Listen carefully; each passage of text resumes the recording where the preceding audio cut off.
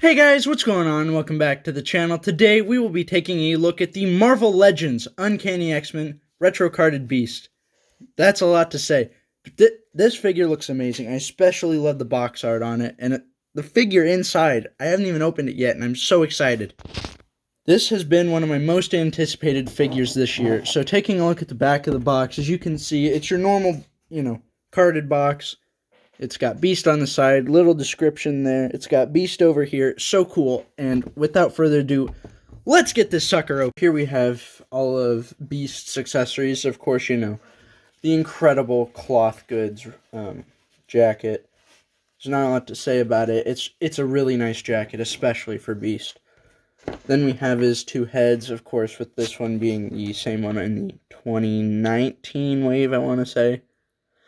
It looks nice, and I do have to say, I like the darker blue instead of a black for his hair. I think it looks much cleaner and much nicer. Like, this is what I think when I think Beast colors. Of course, same goes for the head here. Oh, forgot to lay these out. His glasses. So, my only problem with these is there's no, way to really put them on the head. Unless they're just going to rest, and even then they don't want to do that. There he is with them on. That's the best I can do, short of just gluing them. I mean, it looks nice. These are a nice pair of glasses, but just, I wish there was some way I could, plug them in behind his ears or something. So, setting those off to the side, we also have a bottle of X-Gene, of course. I think that says 6. Now, these are the exact same thing we got with Kurt Connors. They're the same thing we'll be getting with Franklin Richards. So these are cool. I do like them, but there's not a lot special outside of this one marking on it, which is nice to see. Then, of course, we have his hands, this being his open one, which I'm sure you see all the time on it. Because this one is really good when it comes to getting him to just stand on just that one hand. It works really well. Now, this is my first Beast, so I can't compare it to the old one too much. Of course, a hand for holding his beaker. It doesn't hold this one very well. Like, if it does, it's just kind of hanging there. I think it might be made to hold this one instead. Let's see if we can... No, it actually holds this one a little worse.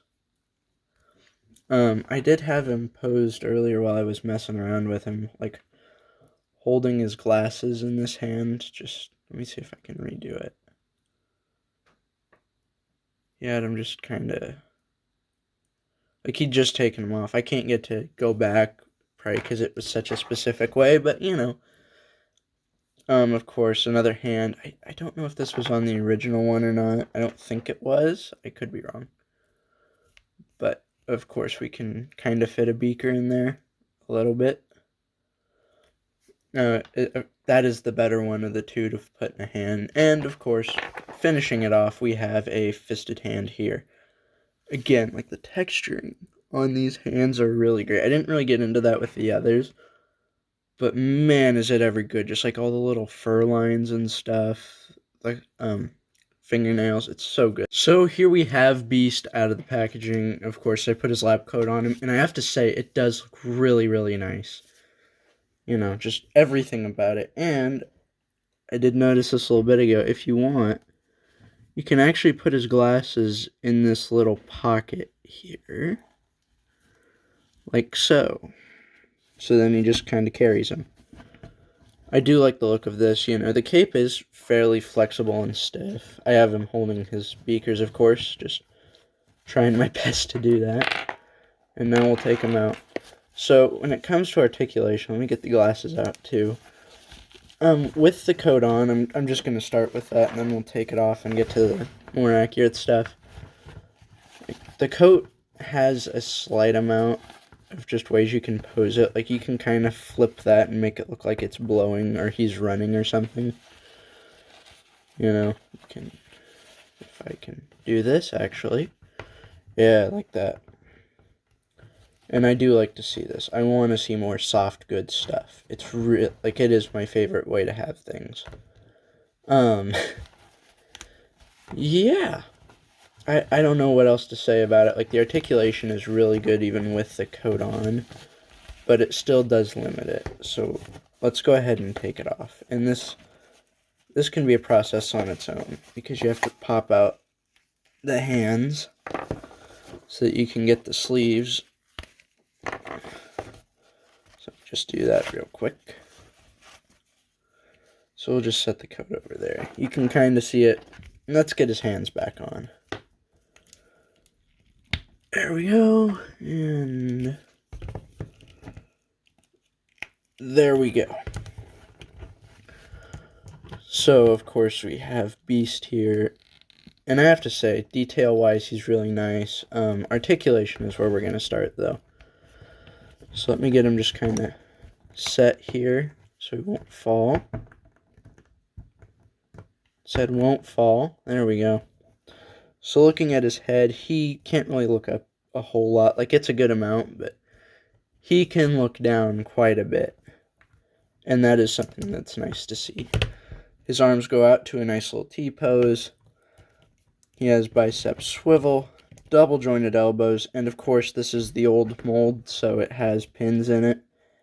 Which is fine, because like when he has the jacket on, which is how I choose to pose him most of the time, how he probably will be on my shelf, I'm not even going to see him, so I don't mind a whole lot. It would have been nice to have pinless, but it's fine.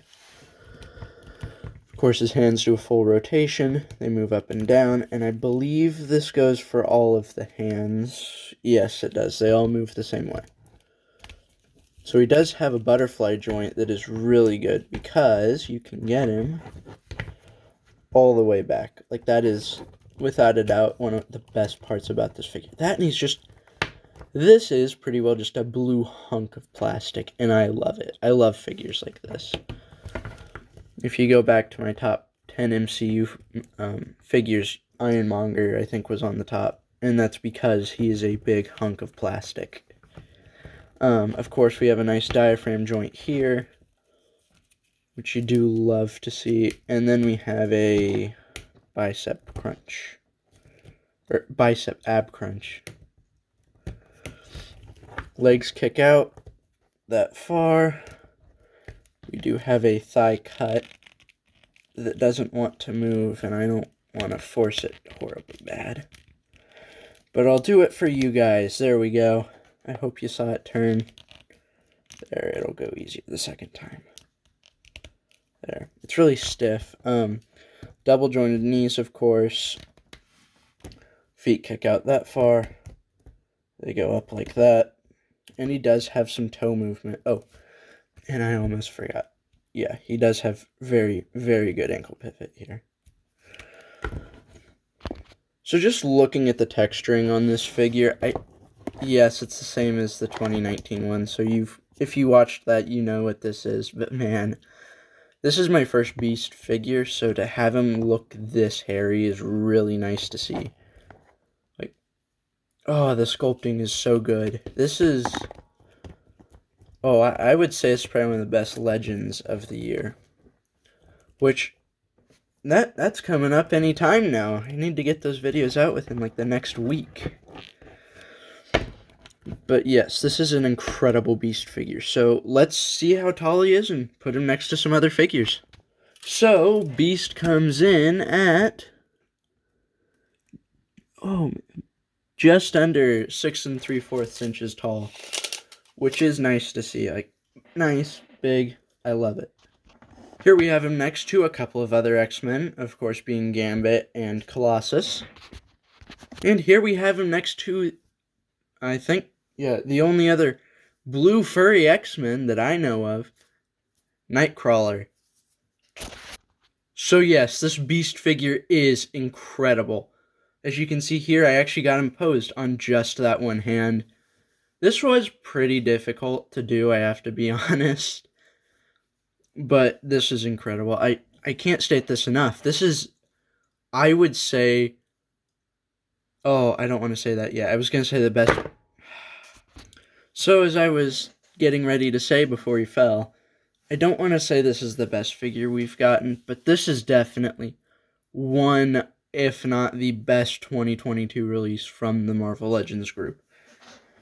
especially when it comes to comic figures, this is incredible. That is the word I would use to describe this. Incredible. Anyways, thank you all for watching. If you did enjoy, please hit the like and subscribe button, and I will catch you all in the next one. Bye.